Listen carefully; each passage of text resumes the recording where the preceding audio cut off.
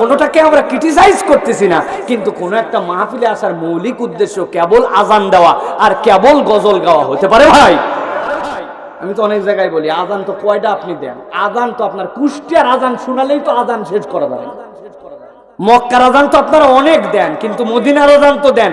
কুষ্টিয়ার কত আজান! একদিন মজমপুর গেট দিয়ে পার হচ্ছি, দেখি মজমপুর গেটে আজান দিচ্ছে। ভাই, জীবনে নুনের গুন্না শুনছি, মিমের গুন্না শুনছি, কিন্তু লামের গুন্না শুনিনি। দেখি ওই জায়গায় আজান দিচ্ছে,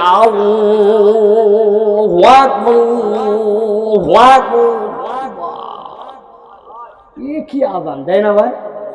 আমাদের গ্রামাঞ্চলে কিছু আজান আছে, দেখবেন ওই যে হরিণা কুণ্ড ওই দিক দিয়ে একদিন কোন মাহফিল করে যাচ্ছি, যাওয়ার সময় ফজরের সময় আজান দেয়, হাইয়া আলা সালাহ,